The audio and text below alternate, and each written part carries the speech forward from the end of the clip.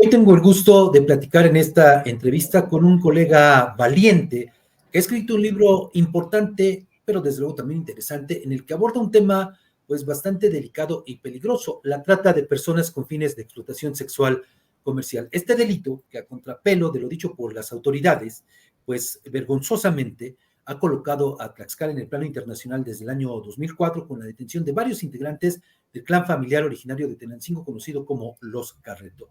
Agradezco desde luego en todo lo que vale la disposición de Juan Alberto Vázquez para hablar sobre su más reciente libro, Los Padrotes de Tlaxcala, esclavitud sexual en Nueva York. Antes de saludarlo, si me lo permites, Juan Alberto, voy a referirme a algunos datos de tu ficha curricular. Nacido en Ciudad de México, fuiste alumno de filosofía en la UNAM y de comunicación social en la Universidad Autónoma Metropolitana. A partir de 1997 comenzaste tu carrera como periodista y también desde 2017 vives en Nueva York, donde pues te has especializado en cubrir juicios como, por ejemplo, los de Joaquín El Chapo Guzmán, Kate Raniere, Genaro García Luna, y cuyos pormenores pues reportas a varios medios electrónicos e impresos de aquí de México, de Colombia y también de Estados Unidos. Tu nuevo libro, pues hay que decirlo, es resultado de una amplísima investigación iniciada desde el año de 2019. Juan Alberto, muchas gracias por darnos esta oportunidad de platicar contigo vía remota. Claro que sí, Fabián, gracias a ustedes y bueno, pues muy interesado en hablar hacia el público de Tlaxcala sobre este asunto que me llevó a la investigación. Y bueno, pues Juan Alberto, si te parece, vamos a dividir la entrevista, diríamos que en dos ópticas, ¿no? Una, la parte concretamente reporteril de la investigación irrenunciable que pues debe hacer todo periodista, y la otra, la relacionada con tu óptica personal sobre este delito, que desde luego pues también es importante conocer ese punto de vista.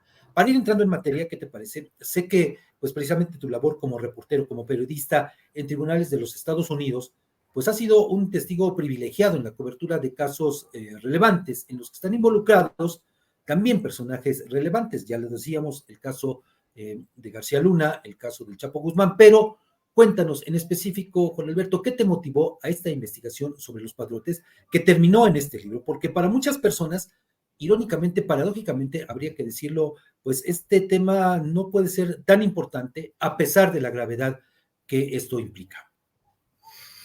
Claro, Fabián, mira, yo obviamente este tema de los proxenetas de los municipios del sur de Tlaxcala que explotan a mujeres, ya sea en México, en la Ciudad de México, ya sea en Tijuana o en otros mercados sexuales alrededor de la República Mexicana, pues no es un tema nuevo. Ustedes lo deben de saber, la gente de Tlaxcala, obviamente, es un tema recurrente, es un tema que ha despertado, por supuesto, el interés de muchos periodistas a nivel global. Hay reportajes en Europa, reportajes en Estados Unidos, específicamente San Miguel Tenancingo, que, bueno, ha llamado mucho la atención como una población tan pequeña tiene tantas gentes dedicados a este fenómeno, digamos, vamos a decirlo así, a este negocio. Y bueno, pues yo ya obviamente había leído, había conocido, obviamente colegas mexicanos de periódicos de circulación nacional que se habían atrevido ahí a ir a reportear, etcétera. El asunto es que yo cubriendo el juicio de Joaquín El Chapo Guzmán, recibo una invitación, esto fue ya en enero del 2019, recibo una invitación de la oficina de prensa de la Corte Federal del Distrito Este de Nueva York para asistir a una audiencia en donde se iba a juzgar en ese momento a 5 proxenetas mexicanos. Me llamó mucho la atención realmente, pues ver de qué se trataba el asunto. Obviamente ya era la parte final de todo un proceso, ya se les había en algunos casos extraditado, en otros se habían detenido a algunos personajes ahí mismo en Nueva York. Y bueno, después de acudir a esa audiencia y de hacer una nota sobre esta sentencia de los Rendón Reyes, recuerdo esta familia, bueno, de las que yo menciono en esta investigación, a partir de allí comienzo a investigar realmente otros casos y me encuentro con una lista enorme de casos que habían sido, de procesos que habían sido iniciados no solamente en Nueva York, sino también en Georgia, también en Texas, también en California. Es decir, había muchos casos de proxenetas mexicanos del sur de Tlaxcala que habían llevado a mujeres a explotarlas sexualmente en los Estados Unidos, pero sobre todo habían elegido en la mayoría de los casos el área de Nueva York, como que se creó una vía entre San Miguel Tenancingo y Queens, esta, digamos, tradición de los poblanos, ¿no? Que se han trasladado desde hace muchas décadas, que se han trasladado a Nueva York, a Puebla York, ahora le llaman. Bueno, pues esa tradición se conjuntó con la cercanía de Tlaxcala para que también gente de Tlaxcala que venía en busca de mejores oportunidades y bueno, pues también aprovechando el amplio mercado sexual neoyorquino, pues decidieran llegar ahí a Nueva York a practicar este flagelo, este crimen. Y bueno, pues fue así como investigando, rascándole otros casos.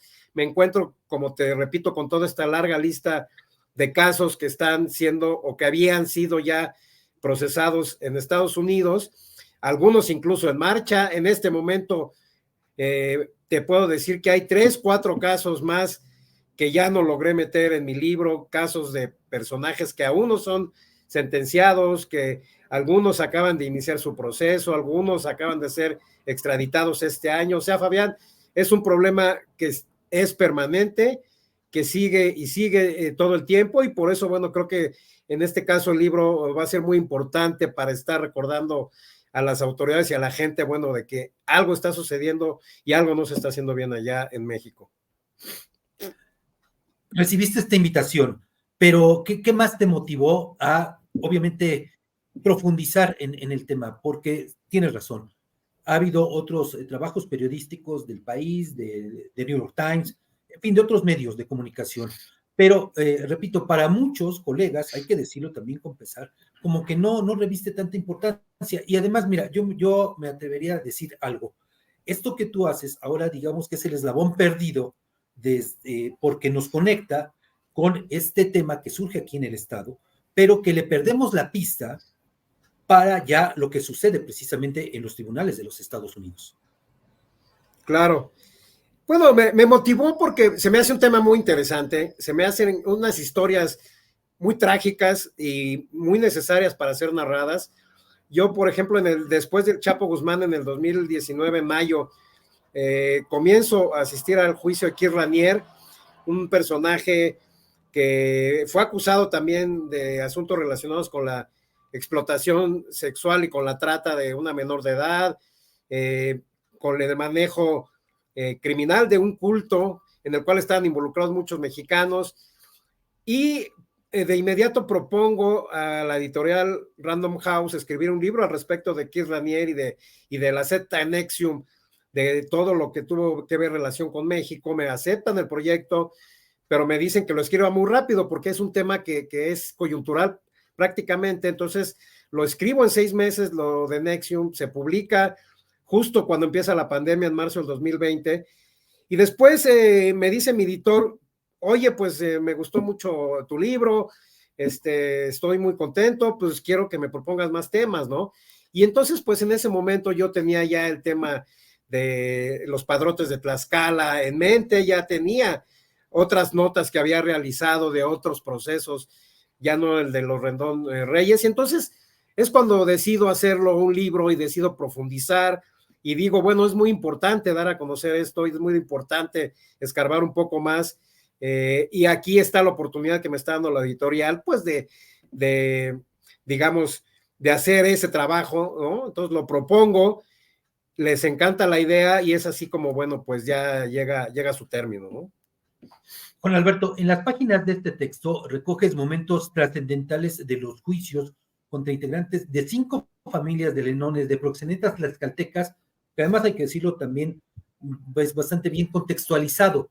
¿Cómo es que elegiste esta quinteta de casos? ¿Qué elementos te llevaron a hacer la selección? Porque además de organizaciones a que te refieres, también hay otros lenones, como bien lo referías, que son originarios, desde luego, de aquí del estado de Tlaxcala y que hoy están purgando condenas en cárceles de Estados Unidos. Ahora mismo, bueno, pues hay que referir, hay otros casos como un sujeto que apodan el gallo, Pero, repito, ¿cómo fue que seleccionaste estos 5 casos a partir de la detención de los Flores Carreto en el año 2004? Claro, Fabián, mira, tuve que empezar a desechar de algún modo. No quería que el libro fuera específicamente o solamente que hablara de los casos, ¿no? Pude haber metido 5 más, como tú dices, o 10 más, pero también me parece que las historias se repiten mucho, el modus operandi es casi el mismo, entonces en ese sentido no quise realmente también aburrir al lector, sino realmente ofrecerle otra cosa. Entonces fui recortando, dije, bueno, primero, que hayan sido casos que hayan sucedido en Nueva York. Segundo, que hayan sido casos que se hayan efectuado en la Corte del Distrito Este. Pues por 2 motivos, porque la Corte del Distrito Este de Nueva York, ahora muy famosa en México, porque ahí se llevaron los casos de García Luna, del Chapo Guzmán, de Edgar Beitia, el exfiscal de Nayarit, y muchos otros. Bueno, pues es una ley, es una corte, perdón, donde los fiscales también se han estado preocupando y han estado metiéndole presión a las investigaciones sobre proxenetismo de mexicanos en Nueva York. Y entonces, también, ¿no? Por un lado, ahí tenía que hacer, y por el otro, es una corte que me queda cerca de donde yo vivo, que puedo estar acudiendo a revisar documentos si es que ese fuera el caso. También por una cuestión práctica, ¿no? De estar acudiendo ahí a las audiencias, me queda muy cerca realmente. Y bueno, una corte además muy cómoda como asistente. Los empleados son muy amables, me conocen muy bien, entonces me siento muy familiarizado con ese local. Y bueno, por eso fue que yo fui recortando a estos que finalmente quedaron, que además creo que trazan una línea de tiempo muy importante, como tú lo dices, iniciando el 2004, luego dan el brinco a otro al 2008, luego un brinco al 2012, al 2014, al 2017, así, ¿no? Como que es una línea de tiempo que creo que le da mucho sentido a mi narración, y es por eso, bueno, que quedaron los que quedaron, ¿no? Perfecto. Bueno, también en este sentido, ya nos los refieres, ha habido facilidades, ¿no? En la Corte Este para realizar este trabajo, pero también sabemos que recabar datos de un asunto tan delicado como este, Juan Alberto, sin duda que siempre pues resulta complejo y harto difícil, ya sea por temor de las víctimas, por cerrazón de las autoridades y por otras muchas circunstancias. ¿Cuál fue el principal obstáculo que enfrentaste al realizar esta investigación? Bueno, mira, el principal obstáculo me parece que fue personal, porque en el momento en que yo la estaba realizando, yo tenía el impedimento de viajar a México. Por supuesto que a mí me hubiera gustado, durante mi investigación, ir a Tlaxcala. Me hubiera gustado entrevistarme con estos antropólogos de la Universidad de Tlaxcala que menciono y cito en mi libro. Por ejemplo, me hubiera gustado intentar darme una vuelta por ahí en San Miguel Tenancingo. Es decir, es un impedimento personal, porque en ese momento, por la clase de visa que yo tengo, con este asunto de la pandemia, pues no podía yo viajar a México. Y entonces, bueno, ya que quedó resuelto ese asunto, pues ya había acabado yo mi investigación. Eso por un lado. Y por el otro, también me hubiera gustado, por ejemplo, yo tuve contacto con algunos de estos detenidos que están purgando condenas acá, como ahí lo muestro en el libro. Primero les escribí cartas a un buen número de ellos. Algunos me respondieron a través de la misma vía, me escribieron algunos mensajes, otros me hablaron, ¿no? Y pude hablar con ellos, con unos más que otros. Estaban dispuestos a que los fuera a visitar a la cárcel. Me hubiera gustado irlos a visitar, verles la cara, ver sus reacciones, poderlos describir, que eso es muy importante para mi trabajo, para lo que yo trato de mostrar, hacer un poco de crónica, hacer un poco de color de cómo lo vi, cómo es la cárcel donde vive, todas estas cosas que me hubiera gustado, pero también por asuntos de la pandemia ponían muchas trabas y había mucha complicación para que un no familiar fuera a visitar a estos presos, y entonces también por ahí me quedé un poco, digamos, con estas ganas de poder ir a la cárcel, aunque sí hablé con ellos y ahí lo plasmo en el libro. Y creo que la última es también tener acceso a más víctimas. Entrevisté a varias de ellas, incluso con un par de ellas terminamos así muy cercanos, con una especie de amistad, de fraternidad, ¿no? Pero otras sí no quisieron verme, como tú dices, terminan muy dañadas, terminan muy en situaciones muy vulnerables y luego no quieren saber nada de la prensa, creen que la prensa solamente las quiere usar, como ya las usaron muchas veces, bueno, pues estos explotadores, o las usó muchas veces también los fiscales que las usan como testigos y luego ya no siguen apoyándolas. Entonces, muchas víctimas de las que viven acá en Estados Unidos, pues se escondieron, no quisieron hablar conmigo. Me hubiera gustado eso, porque déjame decirte que de parte de las autoridades, de parte del gobierno de Estados Unidos, pues como hubo como mucha disposición, y obviamente este sistema de poder tú revisar las audiencias anteriores es completamente abierto, lo puede hacer cualquiera, y también pues yo aproveché esa facilidad para poder tener acceso a las audiencias en las que pues obviamente me fue imposible estar, porque bueno, pues se fueron en 2004, 2008, 2012, en fin, creo que por ahí iría pues esas clases de cosas que más me hubiera gustado hacer también, ¿no?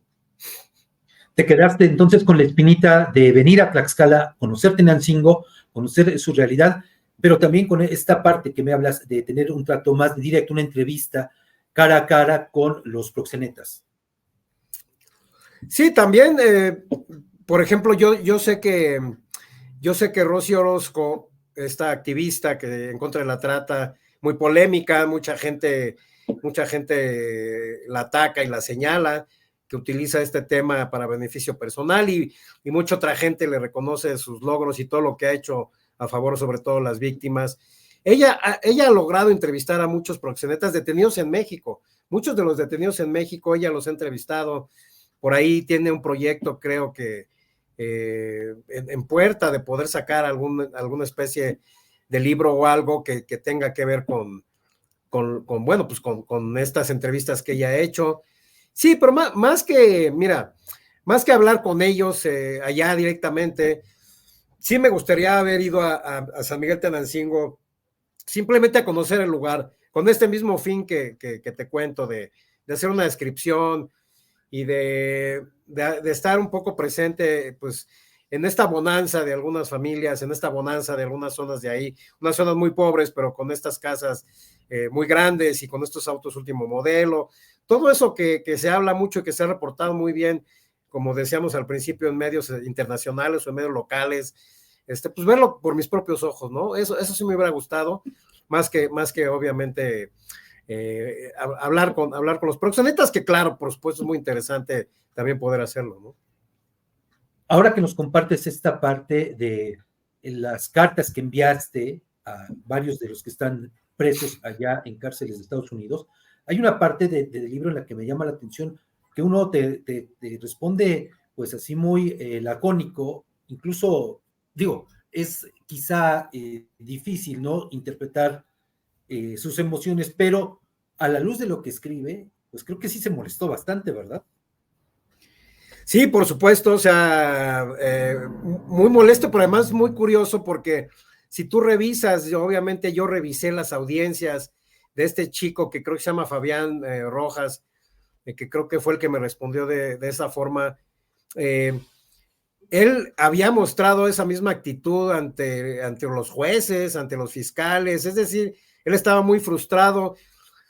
Y lo entiendo de algún modo, Fabián, porque de las cosas que yo he descubierto y que he ido un poco explorando un poco más cada que hablo de este tema, te imaginarás que en estos 2 meses, desde que se publicó el libro para acá, que he dado más de 50 entrevistas, bueno, todo el hablar del tema me ha llevado a reflexionar, perdón, y a interiorizar y creo que sí lo llego a mencionar en el libro, sobre este desconocimiento que muchos de los proxenetas tienen de su actividad, de las leyes que viola su actividad, de todo lo que están haciendo mal, que los puede llevar a la cárcel, todas las leyes que violan en México y en Estados Unidos, ellos o no lo quieren ver o realmente lo ignoran. Y entonces cuando son detenidos y cuando enfrentan a la justicia y cuando les leen los cargos y cuando las víctimas lo señalan, no lo quieren creer, o sea, están en una etapa de negación y están en una etapa de sentirse atacados y de decir que es injusto.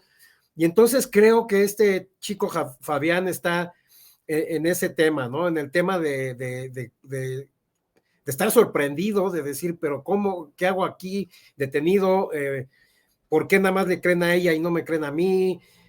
Cosas así, ¿no? Que no les alcanza su entendimiento para ver todas las leyes que han violado, ya no solamente las leyes morales, ¿no? Y las leyes, bueno, de una convivencia humana sana, sino leyes que están plasmadas en la, digamos, en los códigos penales, ¿no? En México la ley de trata es impresionante, esta ley que se aprobó en 2012 es impresionante, todo lo que los castiga, pero que parece no darse cuenta o parece no quererlo entender o no querer realmente hacerle caso a eso. Y bueno, yo voy a estar insistiendo en que sí debería de haber realmente una campaña para que ellos entiendan por lo pronto lo que les puede pasar si siguen en esta actividad, como por ejemplo lo saben los narcotraficantes. Los narcotraficantes lo tienen perfectamente claro de que si se meten en esa actividad y de que si trafican cocaína, marihuana o metanfetaminas o fentanilo a Estados Unidos, saben que si los agarran los pueden llevar muchas décadas a prisión y lo hacen con esa conciencia y tal parece que los proxenetas no tienen esa conciencia aún. Es mi percepción, habría que preguntarles, ¿no? Claro. Una parte importante de las fuentes de información fue esto, que tú también nos has referido, la consulta de testimonios de las víctimas, el acceso a documentos oficiales, declaratorias de culpabilidad, que le dan un valor sumamente importante a este texto que ahora tú nos compartes. Sí, justamente es parte de un proceso de lo que no se había hablado. O sea, yo dije, bueno, ¿cuál va a ser mi aporte? Si ya obviamente ya tenemos la descripción del pueblo, ya tenemos lo que piensan los proxenetas, ya tenemos la escuela de padrotes, que bueno, lo han explicado muy bien los antropólogos que los han entrevistado, ellos mismos han dicho cómo se entrenan, qué es lo que tienen que hacer, lo de matar el sentimiento, lo de ser verbo, lo de convencer rápido a la chica en no más de 2 semanas, llevarla a la casa familiar, violarla, todo eso ya se había hablado. Yo hago el recuento de esto, pero mi aporte realmente es lo que yo estoy viendo desde acá, desde Nueva York, lo que estoy viendo, que obviamente pues es lo que la gente no ha visto en ese momento, obviamente todos estos documentos que hablan de los procesos, en muchos casos que hablan de la normalización de este fenómeno ahí en estas comunidades, las cartas que envían los familiares o los vecinos o la gente conocida, incluso funcionarios públicos que llegan a enviar cartas pidiendo a los jueces que no sean tan duros con estos proxenetas previos a una sentencia, que no les den tantos años, que son buenos hombres, que colaboran con la comunidad. O sea, te habla de la normalización y creo que todo eso es muy valioso y todo eso sí es una primicia, porque realmente son de las cosas que no se había explorado tanto y que no se había hablado y que obviamente, como tú lo dices, pues al darse a conocer en esta, digamos, en toda esta revisión de lo que es el fenómeno del proxenetismo que empieza en el sur de Tlaxcala y acá en Nueva York, bueno, pues esta es la parte, como tú dices, el eslabón perdido, la parte que faltaba para poder explicarlo mejor y poder, bueno, enfrentarlo, atacarlo, lo que la autoridad quiera, ¿no? Es que me ganaste, iba a insistir en esta parte de lo que yo considero personalmente el eslabón perdido en toda esta cadena de hechos frente a este delito. Información bastante importante que nos permite entender y comprender todavía mejor este fenómeno de la trata con fines de explotación sexual, Juan Alberto. Sí, y finalmente, mira, que, que activistas, ¿no? Que reporteros, que incluso el público pues tenga acceso a mi libro y que tenga acceso a esto que estamos hablando, a toda esta información que hacía falta y que ahora, bueno, pues da una visión más completa y más global de lo que sucede. Pero lo más importante, y quien sí sabía qué estaba pasando, son las autoridades, sobre todo las autoridades federales, que deberían de poner más atención, que deberían de plantear mejores estrategias, tanto a nivel nacional como a nivel local. Mira, Fabián, me preguntan mucho por qué comienza este fenómeno del proxenetismo. Bueno, ellos ahí en algunas entrevistas con estos grandes antropólogos dicen que se inspiraron en estos padrotes, en estos cinturitas en la Ciudad de México, de la época de oro del cine mexicano, de los años 50, de los cabarets mexicanos, que hubo una especie de inspiración de ahí y que ya después lo acomodaron a su modo para empezar a ellos a explotar primero a sus mujeres y luego ya salir a buscar novias y hacer lo mismo. Pero, ¿cuál es el antes de eso? ¿Qué sucede en el sur de Tlaxcala? No hay industria, no hay oportunidades, no hay universidades, no hay escuela, no hay un área, a pesar de ser un área tan bonita, tan verde, pues es un área eminentemente agrícola y que no hay un desarrollo industrial, un polo industrial que permita que esas comunidades realmente se desarrollen y que no tomen como pretexto la falta de oportunidades para decir entonces voy a delinquir. Yo lo he mencionado mucho, ¿no? He mencionado mucho realmente que haría falta voltear desde el gobierno federal, desde el gobierno estatal a esa área. ¿Qué se puede hacer en el caso de un desarrollo industrial, en el caso de poner algunas universidades? No sé, ellos son los expertos, ellos son los funcionarios, ellos son los que saben, pero si es que esta gente que está ahí está alegando que hay pobreza, que no hay oportunidades, bueno, habría que voltear a ver si es cierto y habría que voltear a ver entonces cómo es que se puede ayudar a que haya mejor desarrollo económico e industrial en el sur de Tlaxcala y que, bueno, entonces eso mismo vaya provocando que los hoy estudiantes de primaria o secundaria no tengan la aspiración de ser padrote y que, bueno, sí tengan otro tipo de sueños y otro tipo de ilusiones muy alejados del crimen, porque finalmente, pues es una actividad criminal y ellos no lo ven así, lo ven como una herencia, lo ven como un juego, lo ven como algo muy, grandioso, ¿no? Imagínate vivir, explotar a mi novia, tener coches y tener casas y vestir bonito, explotando sexualmente a una mujer, bueno, pues no lo ven como actividad criminal. Entonces, habría que mejorar todas esas cosas en Tlaxcala. No sé si se está haciendo algo, eso sí lo ignoro. No sé si sea cierto toda esta falta de oportunidades, me parece que sí, pero creo que sí habría entonces que revisar eso para que no se siga poniendo de pretexto, ¿no? Y bueno, poco a poco, pues nos vamos ya ligando con la otra parte de la entrevista con Alberto, obviamente, pues viéndolo desde otro punto de vista. Pero aquí hay que resaltar algo. Los datos de momentos fundamentales de los juicios, desde luego que son relevantes, por eso yo lo subrayaba hace un rato. Pero además hay que decirlo, con este ojo crítico que tienen los buenos periodistas, tú encontraste fallas, contradicciones, lagunas, que para muchas personas pasan desapercibidas, pero no para un reportero con oficio. Eso habla además del olfato que tienes como periodista, de detectar estos errores, estas fallas, estas contradicciones ya en los juicios mismos. Sí, específicamente en algunos testimonios, obviamente, pues sí, llega a ser, digamos, contradictorio que,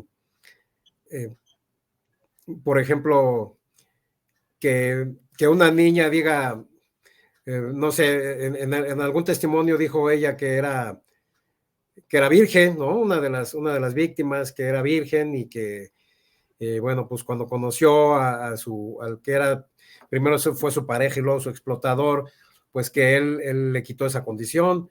Y ya más adelante su testimonio dice que había sido abusada sexualmente por sus tíos o por no sé quién. Entonces, bueno, cosas así, detalles que por un lado te hablan de que en el sistema de justicia de los Estados Unidos se le da mucho peso en ocasiones a los testimonios, ¿no? Los testimonios tienen un valor importante, más en estos casos, y lo vimos, yo lo viví en el caso de Genaro García Luna, y yo era de los reporteros que yo insistía, y también tuve muchos problemas por eso, porque yo insistía, bueno, está muy bien que vengan los narcotraficantes a narrar y a decir que le dieron millones de dólares y no sé qué, pero a mí que me muestren algo, una foto, que me muestren un recibo, que me muestren realmente dónde está esos millones de dólares, dónde está digamos, ese momento, ¿no? En que hubo un soborno. No puedes llevar a alguien a una cadena perpetua solamente porque vinieron dos narcotraficantes que buscan beneficios por su lado, y que pueden decir y que van a decir cualquier cosa con tal de beneficiarse. Pues no puedes creer en eso, tienes que realmente mostrar otras evidencias, ¿no? De todo tipo, cuentas de banco, hay tantos tipos de evidencia que puedes mostrar, y muchas veces sucede eso, y es de las cosas que reclaman, por ejemplo, los proxenetas cuando están detenidos y cuando están siendo juzgados y en las audiencias. Ellos piden también más pruebas y piden más evidencias, y terminan en muchos casos condenándolos con los simples testimonios de las víctimas, que no es algo menor, obviamente es algo que tiene mucha relevancia, y es algo, pues sí, que tienes que creer. Tú ves a una mujer declarando, les cuesta mucho trabajo ir a testimoniar en una audiencia o en un juicio en contra de su explotador. Es muy duro para ellas, y obviamente no crees que estén inventándose todo este cuento, pero por otro lado, sí tendría que haber un esfuerzo un poquito más grande como para tratar de redondear el caso con alguna otra clase de pruebas, que es un poco mi crítica hacia el Departamento de Justicia en general, hacia los juicios en los Estados Unidos y hacia esta figura del gran jurado que es 12 ciudadanos que, sin ninguna experiencia previa en leyes ni nada, que bueno, pues ellos muchas veces se mueven por los sentimientos, ¿no? Si una víctima va y narra hechos abominables, pues ya con eso tienes convencido al jurado ciudadano, ¿no? De decir, no, hombre, estos son culpables. Creo que para mí es un sistema imperfecto realmente, pero que sin embargo, bueno, pues creo que por otro lado, pues sí, y a pesar de todas estas contradicciones que tú dices y a pesar de todas estas a veces inconsistencias, bueno, pues obviamente sigue teniendo sigue teniendo cierta veracidad como para terminar de condenarlos, ¿no?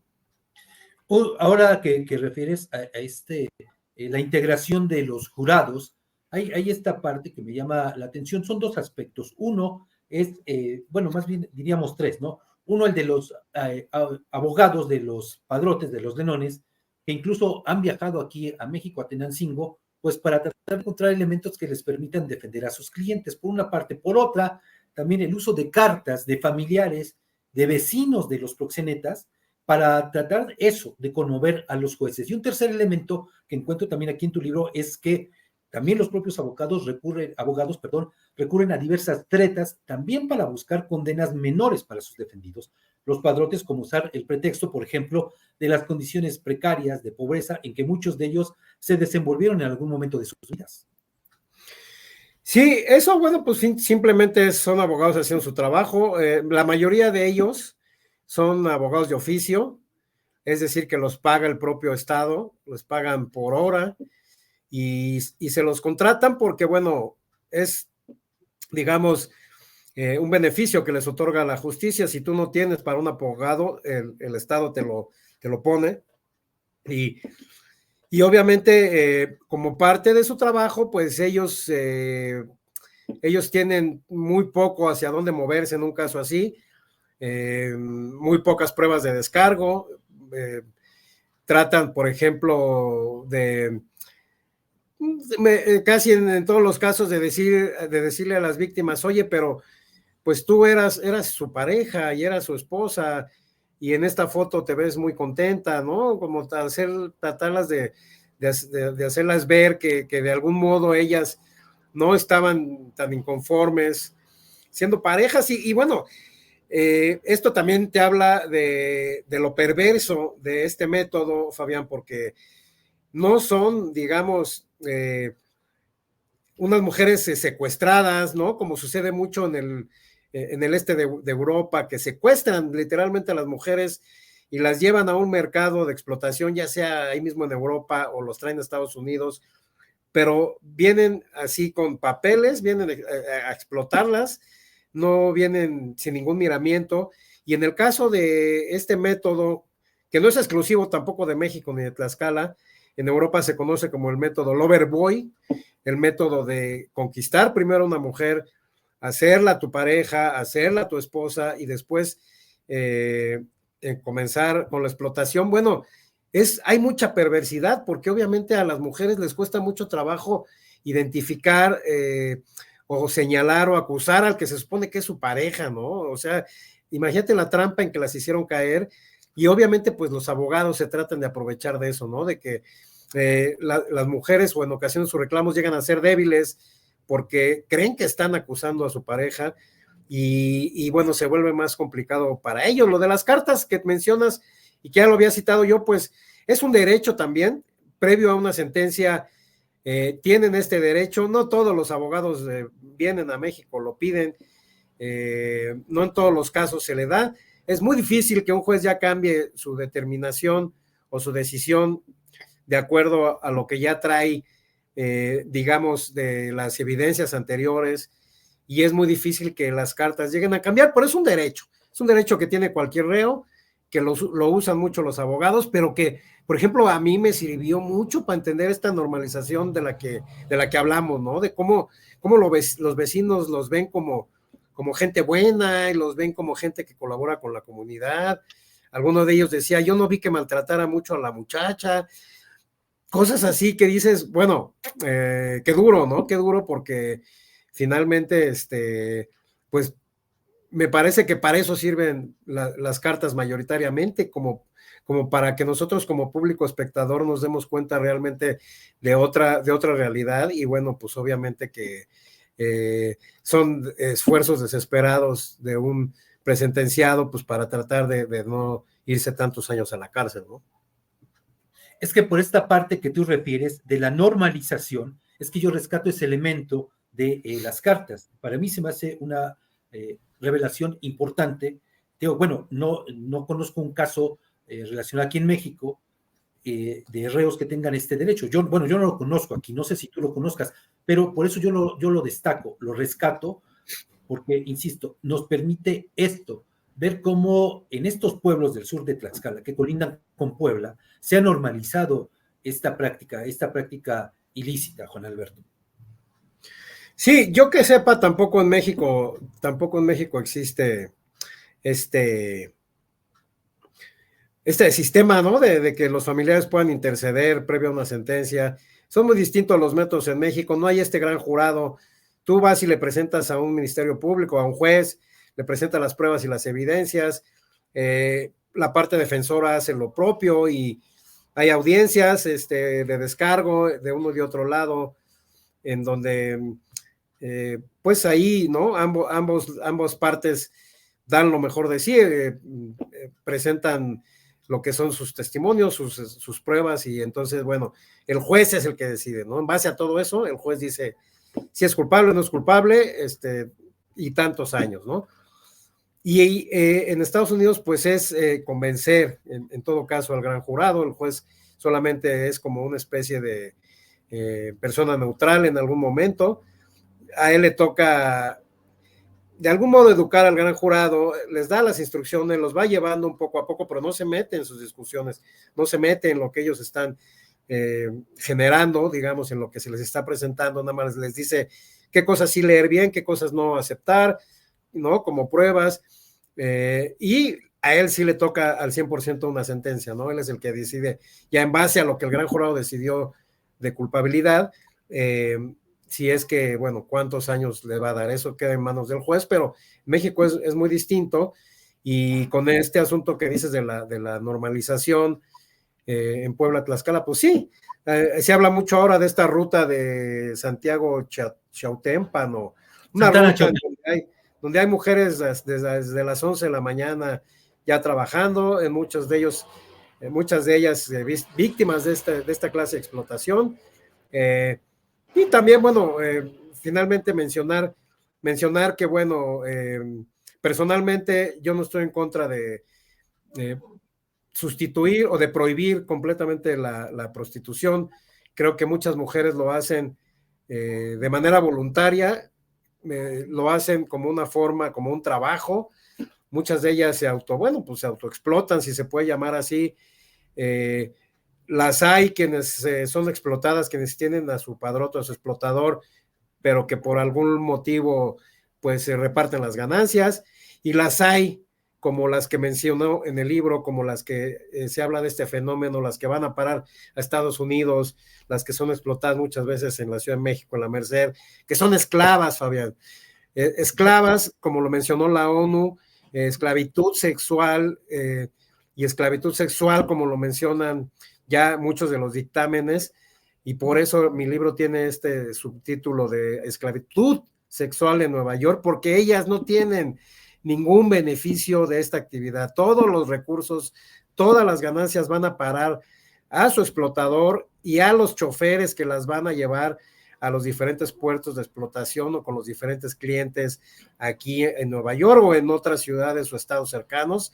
Es una esclavitud, y eso es lo que sí debe de atacar los dos estados, debe de atacar el gobierno, y debe de seguir la ONU insistiendo, y se debe de tratar de erradicar a nivel mundial, porque es lo más bajo, la parte más baja de todo este fenómeno de la prostitución, y obviamente, bueno, pues las mujeres terminan muy mal, como decíamos, no tienen ningún beneficio, es un daño enorme que se hace a ellas personalmente, pero también a la comunidad, también a la convivencia humana. Es decir, es algo que en realidad sí se debe de erradicar cuando se trata de esclavitud, ¿no?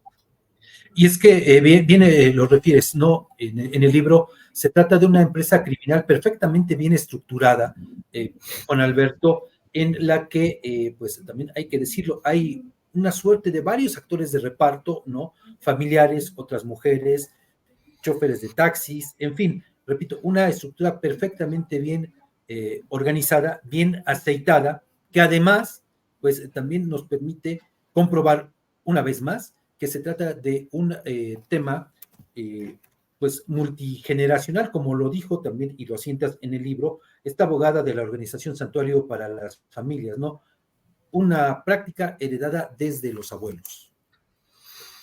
Sí, y generada también por esta especie, porque bueno, seguro tú entiendes mejor esto, pero parece ser que en estas comunidades del sur de Tlaxcala hay una especie como de herencia indígena o prehispánica, con algunos usos y costumbres, como el tener, como que se les permita a los hombres tener varias mujeres, como este fenómeno conocido como el robo de la novia, que también estos antropólogos que yo cito en el libro también han investigado, y que no es exclusivo de Tlaxcala, ¿no? El robo de la novia se realiza en Guerrero, se realiza en Oaxaca, en Chiapas, se realiza en las lomas de Chapultepec, ¿no? Se realiza en zonas muy ricas también, esto de robarse a la novia, y ¿no? Se realiza en todos los niveles, pero estamos hablando que obviamente en estas zonas que nos ocupan,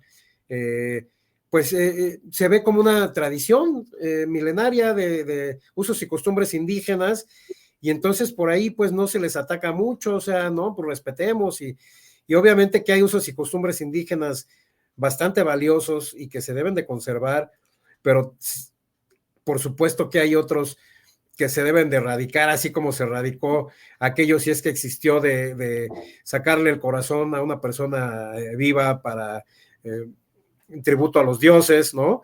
Bueno, eso ya no sigue sucediendo. Entonces, ¿por qué tendría que estar sucediendo el robo a la novia, ¿no? Con este fin de que me la robo y ya después llego a la casa de la novia con la familia y le entrego una dádiva, ¿no? Una canasta con cosas. Todo eso permite esto, ¿no? Estamos hablando de mucha pobreza, estamos hablando de mucha ignorancia en estas zonas, por eso recalco esto de ponerle el ojo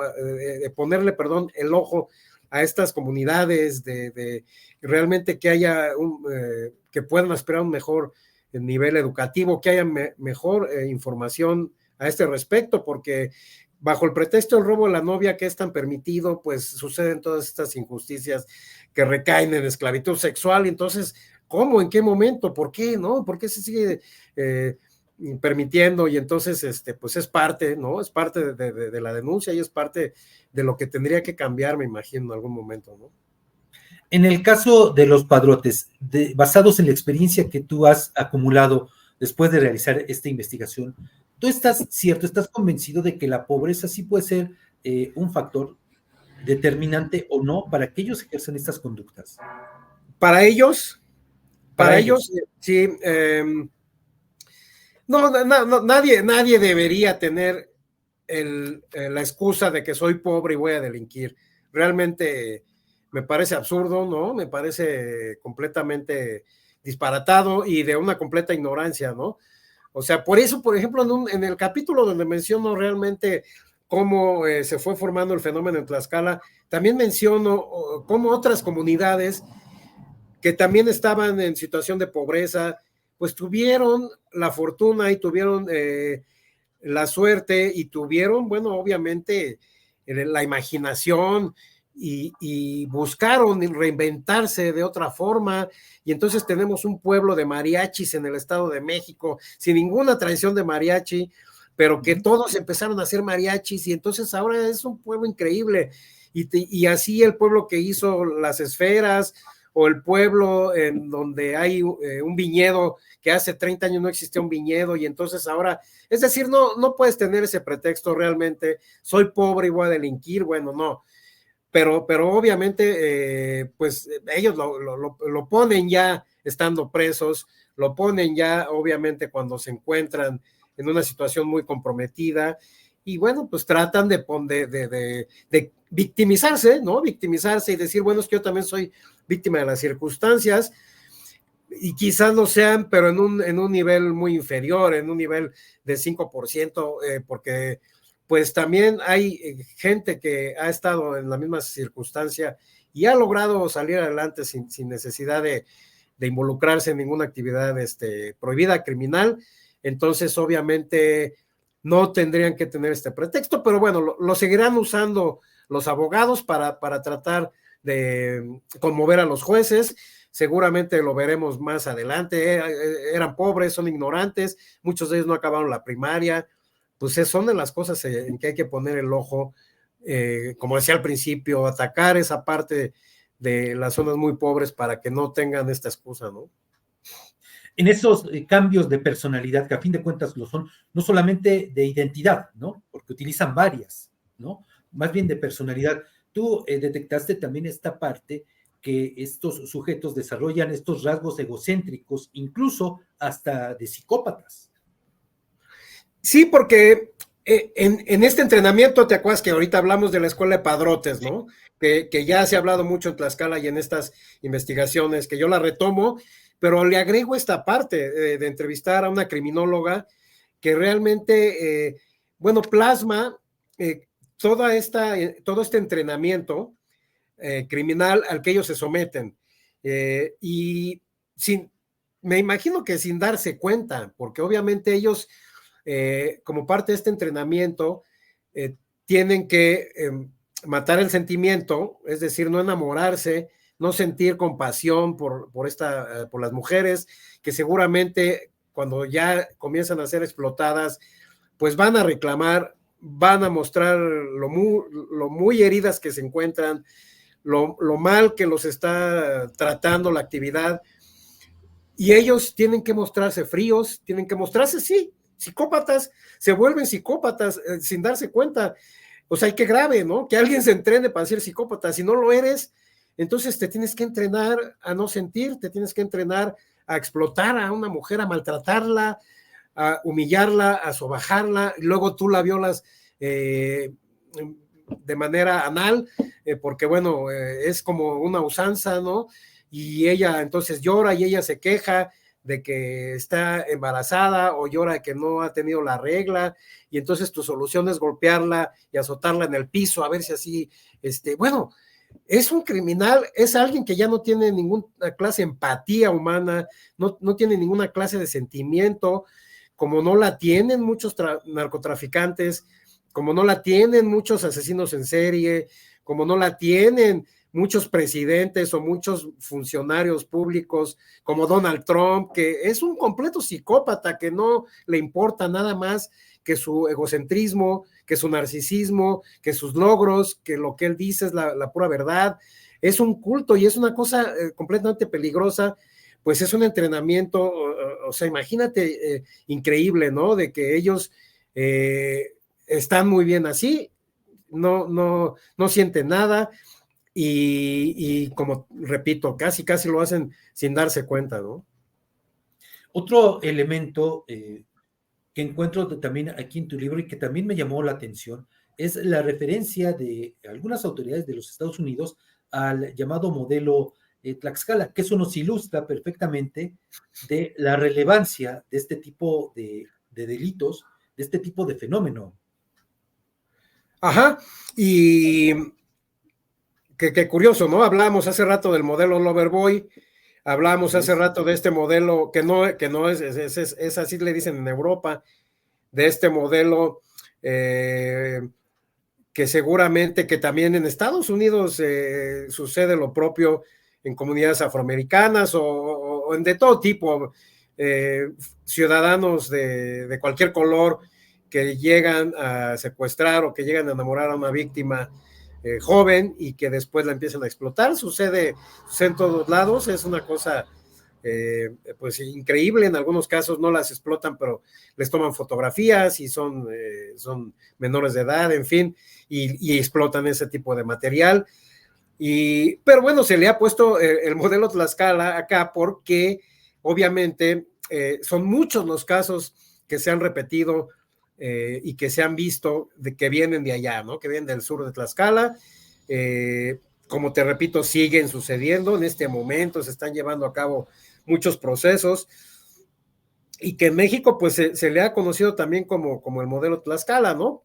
Precisamente por la cantidad de casos que se han dado ahí y por la cantidad de difusión que se le ha dado al fenómeno de Tlaxcala, por esta personalidad tan particular que tienen los habitantes de Tlaxcala, de cierta rebeldía, ¿no? De cierta, digamos, independencia, con cuestiones relacionadas con el centro, se conjugan muchas cosas, pero pues obviamente que ya se le etiquetó, a lo mejor injustamente, pero también eso tendría que llevar, por ejemplo, pues obviamente a las autoridades inicialmente de dentro de Tlaxcala a tratar de solucionar en algún momento, de ponerle cotos ya a esta actividad, pero también al gobierno federal mexicano a estar más atento a esta clase de explotación, a esta clase de injusticia.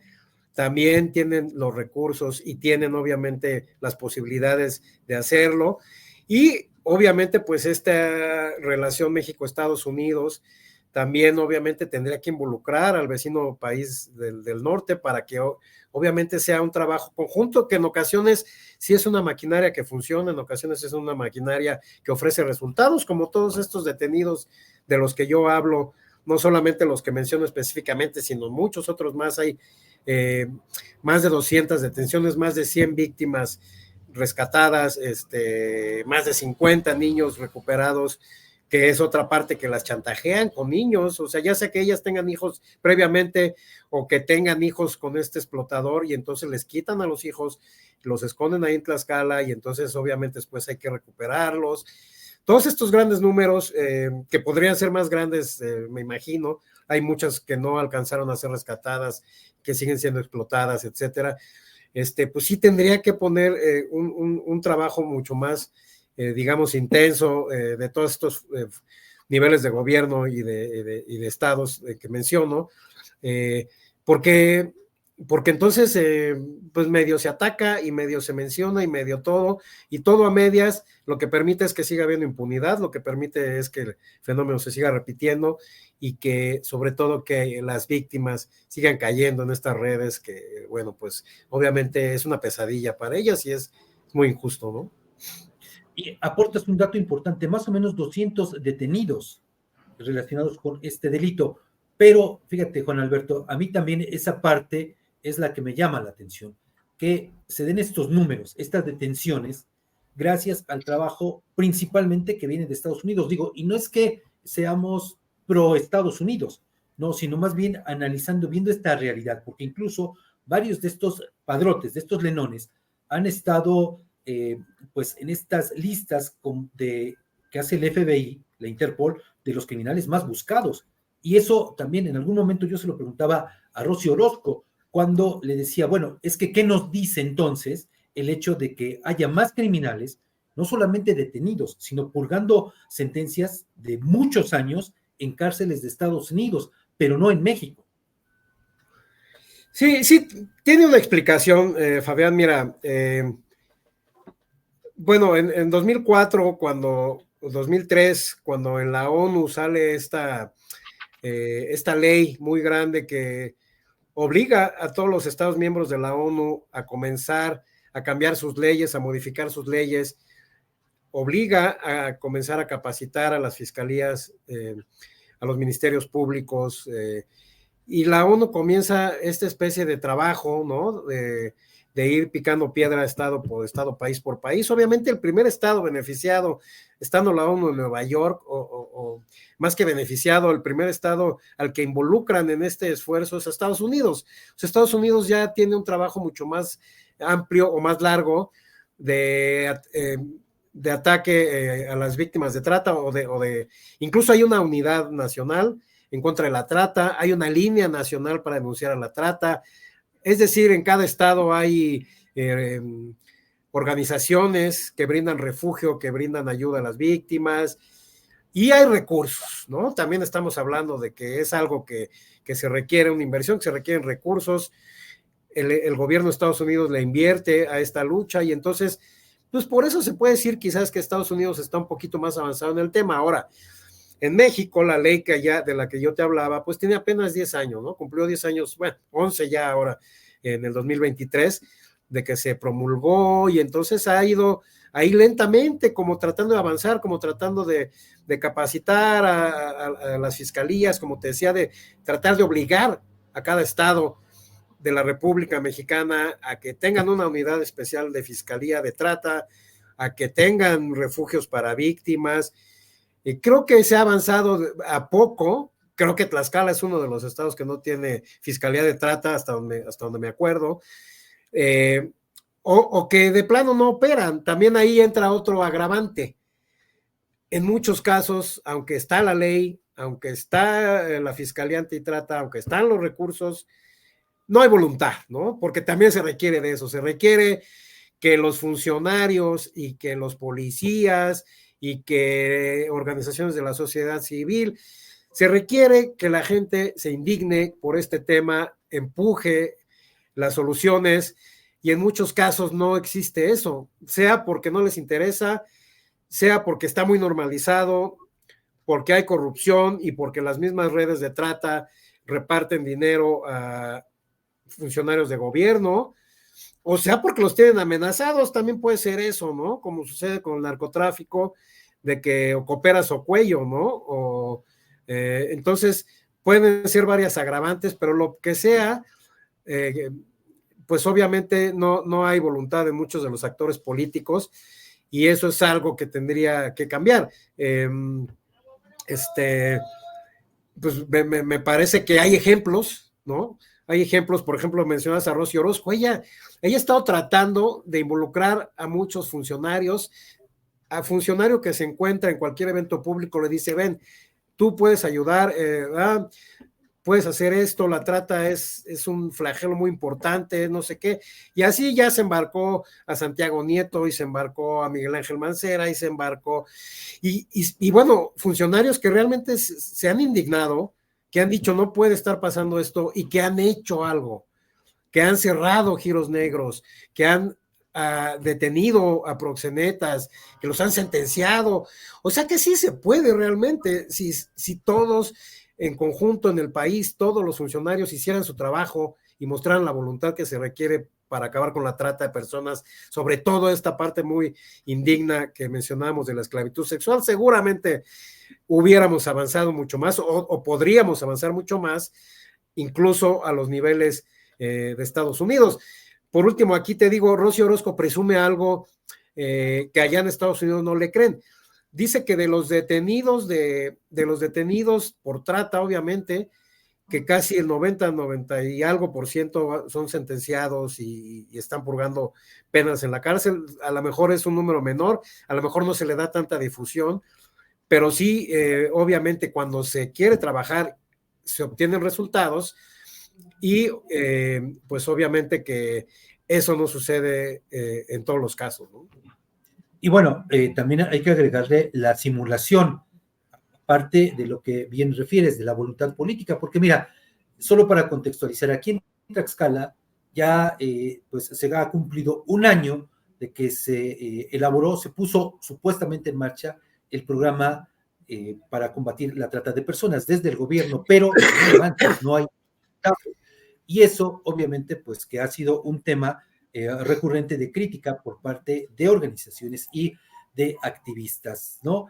Y bueno, también, Juan Alberto, un tema, y ya con eso pues iremos prácticamente perfilándonos para cerrar la entrevista, es el de las sentencias. Me refiero a esto porque también es una información quizá olvidada, aunque es sumamente trascendental, porque debiera preocuparnos. ¿Y a qué me refiero? En tu libro citas casos, nombres de fechas de gente que ya está, bueno, que ya cumplió sus condenas, sus sentencias en las cárceles de Estados Unidos, otros más que están en vías de hacerlo en los siguientes meses.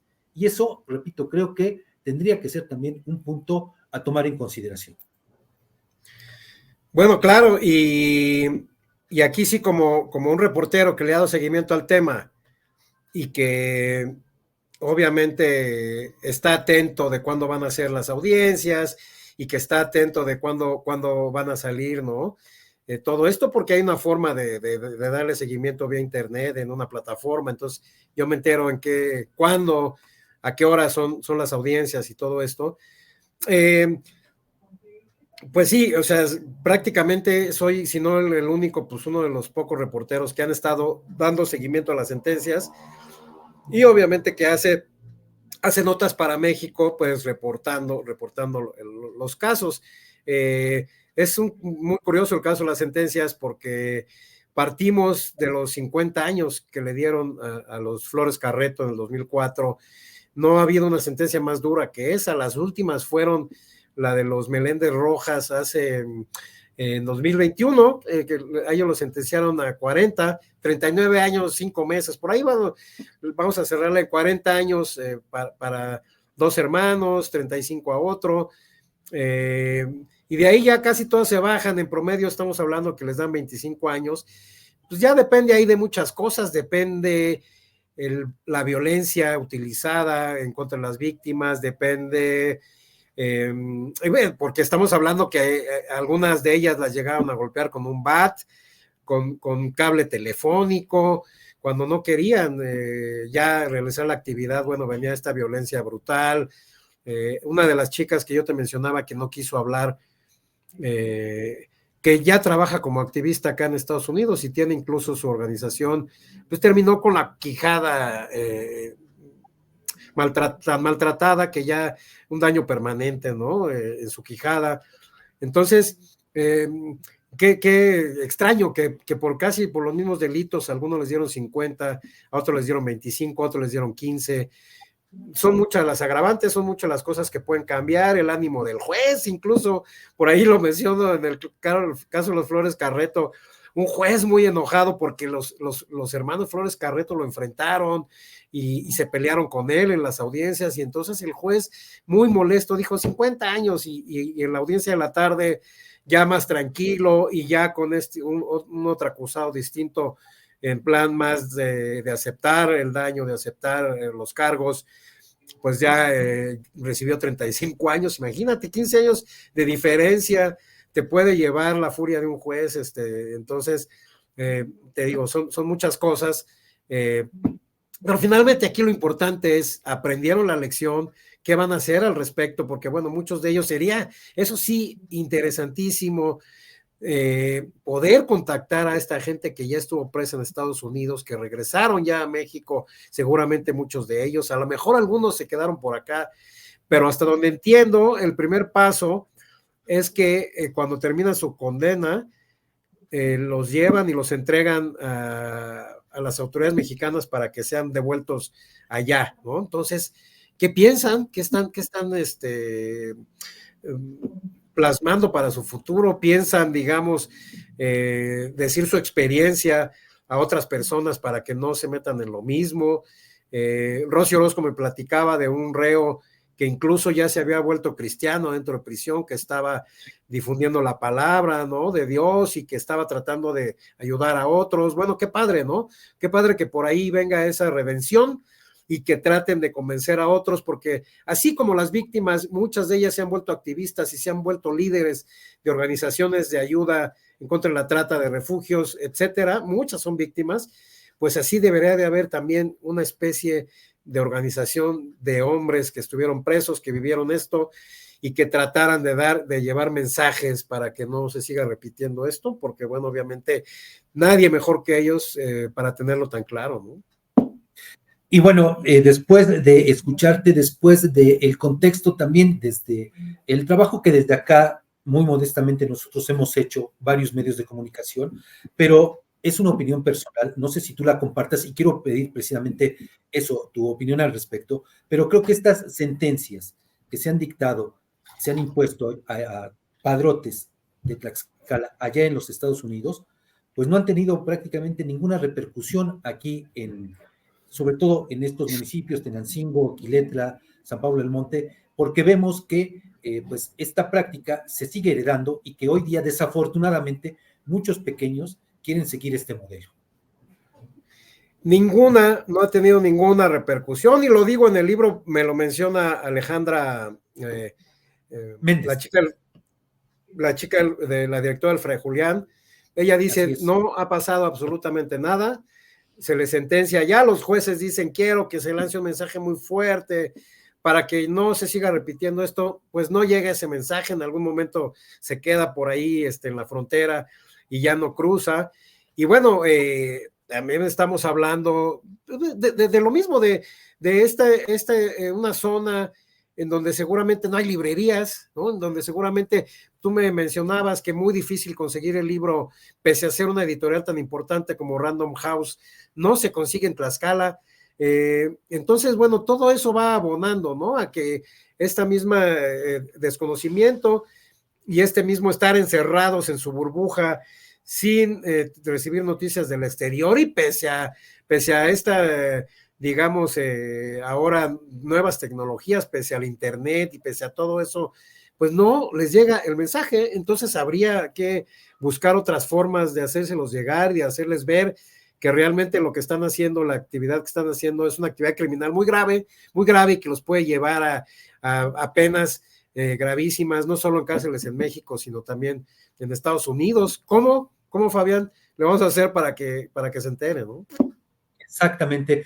Bueno, abro un paréntesis respecto del libro. Yo pregunté aquí en Huamantla, desde donde nos encontramos hoy, en la librería de Educal, librería del gobierno federal, y no lo tienen en existencia. Pregunté en Tlaxcala y tampoco. Un amigo con el que recién platiqué, pues me habló que en Tlaxcala le dijeron que tampoco lo van a tener en exhibición, en la de Tlaxcala, por ser un tema bastante delicado. Eso fue lo que le dijeron, ¿eh? Y que entonces, bueno, pues estamos hablando de una suerte, Juan Alberto, de censura previa, diríamos, ¿no? Y que eso pues muestra solamente el talante de las autoridades. Y bueno, ya para ir cerrando, solo voy a referirme a bueno, dejo ahorita una pregunta, pero a esto que tú consignas en el libro, concretamente en la página 157, cuando citas lo que dice José Nolasco Rendón, padre de Saúl Rendón. Al final, todos acabarán en la cárcel por dedicarse a prostituir mujeres. Pontificó una de las primeras tardes del siglo pasado el padre de Saúl. Creo que eso tendría que ser una norma, un ejemplo, una advertencia. ¿Cómo llamarlo? Pues, bueno, mira, este señor José Rendón seguramente lo hizo porque tenía un muy elevado sentido común. Yo no creo que ni siquiera él supiera de leyes y supiera que había un reglamento muy importante que estos muchachos estaban violando. Lo hizo por sentido común, pues es una cuestión de sentido común, es decir, voy a explotar sexualmente a alguien, pues debes de entender que estás violando una ley, o sea, es decir, yo creo que a eso lo llevó a él a decir, y claro, ese es un gran mensaje, ¿no? Deberíamos de ponerlo ahí en una manta y en letras doradas, que lo vean todo el mundo y que digan, si explotas a una mujer, vas a ir a la cárcel, ¿no? Obviamente también a ellos los mueve mucho esta impunidad tan grande que hay en México, ¿no? Que obviamente no solamente a los que se dedican a traficar personas, a los que se dedican al robo, a los que se dedican a la extorsión, al narcotráfico, lo que tú me digas, cualquier actividad criminal en México, pues está motivada y está inflada por la gran impunidad, ¿no? Que alcanza niveles del 90%, el 85%, ya no sé en qué nivel vamos, pero es muy grande, hay casi garantía de que uno puede delinquir sin ser detenido, y entonces pues eso impulsa mucho a gente que no es criminal a volverse, porque pues de esa forma se puede digamos, buscar la vida, y entonces, pues bueno, qué injusto, pero bueno, en el caso de los explotadores y proxenetas de Tlaxcala, pues sí, ¿no? Repetirles hasta la saciedad. Si explotas a una mujer, vas a ir a la cárcel. Juan Alberto, para cerrar la entrevista, ¿qué te deja como periodista, como persona, el haber realizado esta investigación, que desde luego supongo que la vas a continuar, pero repito, ¿con qué te quedas de todo esto? Bueno, como periodista, creo que me quedé muy satisfecho con cómo quedó el libro. Tuve más tiempo para escribirlo y revisarlo, reescribirlo, editarlo. Se nota de mi anterior trabajo a un salto evolutivo en las formas, en el fondo, en este empeño que yo le quiero poner a mis investigaciones, de quitarle el tecnicismo, de quitarle la parte, digamos, de un ensayo, hacerlo un poquito más literario, hacerlo un poquito más narrativo. Estoy buscando, ¿no? Es una búsqueda como periodista, como escritor, tratar de llevar, digamos, la investigación a la narración. He tenido grandes maestros en Estados Unidos como Guy Tallés, otros que ahorita, Tom Waits, otros que realmente son gente que de los padres que se les dice los padres del nuevo periodismo, que trato de leerlos mucho cuando estoy escribiendo, porque tiene una forma increíble de cómo llevar hechos, llevarlos a la narración, y creo que la gente agradece finalmente eso, ¿no? No estoy a su nivel, obviamente, aún, pero ahí voy, ¿no? Mi empeño es ese, hacer investigaciones y realmente que la gente las pueda leer mejor, por un lado. Como persona, pues completamente involucrado en esta lucha, o sea, los testimonios de las chicas realmente me conmovieron de tal forma en que obviamente voy a seguir, pese a que siga o no investigando el tema, obviamente voy a seguir escribiendo de él en notas periodísticas, pero pues soy un aliado de la lucha ya en contra de la trata, y siempre estoy invitando a más gente a que lo haga y que lo hagan de manera activa, ¿no? Me dicen cómo le puedo hacer, ¿no? Porque he tenido presentaciones en los que la gente dice, de verdad que esto no puede pasar, ¿qué puedo yo hacer? Bueno, vaya con su diputado, vaya con su representante popular para que platíquele que está muy preocupado por el tema de la trata y que hagan algo, ¿no? O únase a una organización social que está en esta lucha, done, no sé qué, hay muchas formas de participar. Entonces, como persona, pues realmente estar muy metido, y también como hombre, ¿no? El darme cuenta de que hay una crisis de la masculinidad, y que y que los hombres estamos reaccionando muy mal, no estamos manejando nuestras emociones, todo lo queremos resolver a madrazos, todo lo queremos resolver con violencia, y parece que no estamos avanzando, parece que había habido una especie, con este fenómeno del Me Too, había una especie como de justicia divina hacia las mujeres y se empezaron a cerrar acosadores y se empezaron a cerrar a perseguidores sexuales, proxenetas, etcétera, pero como que la pandemia acabó con ese ímpetu y estamos de vuelta en una sociedad violenta, no solo en México, Estados Unidos, hombres armados, que quieren resolver todo de una manera muy violenta, y esto se debe, desde mi percepción, a una crisis que tenemos como hombres, y que bueno, en ese sentido a mí me lleva pues a tratar, ¿no?, de llevar una mejor relación con el género opuesto, empezando por mi familia, empezando por la gente cercana, etcétera, y tratando de hacer ver esto a otros hombres, tratando de hacer que estamos siendo muy violentos, estamos reaccionando muy mal, y somos los hombres los culpables del 98% de la violencia que hay en el mundo. 99% de los tiroteos masivos en Estados Unidos son por hombres. 99% de los compradores de sexo son hombres. Es decir, si hay algo ahí en el género que no estamos haciendo bien y que tendríamos que detenernos y reflexionar y tratar de mejorar, ¿no?